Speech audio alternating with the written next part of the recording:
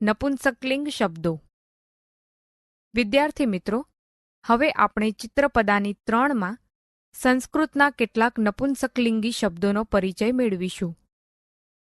અહીં પ્રત્યેક શબ્દને અંતે અપ્રત્યય લાગે છે, તેથી તે અકારાંત નપુંસકલિંગી શબ્દો કહેવાય. આ શબ્દોને અંતે હલંત મ લગાડવામાં આવે છે.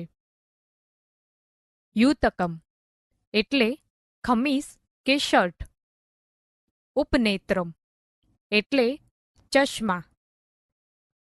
કંકતમ એટલે કાંસકો. અર્ગલમ એટલે સ્ટોપર કે આગળો. પર્ણમ એટલે પાંદડું. વ્યજનમ એટલે પંખો.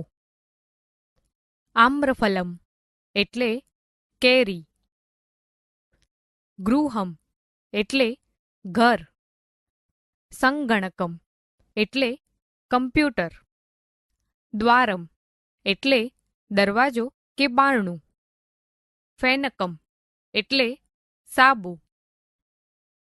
વાતાયનમ એટલે બારી.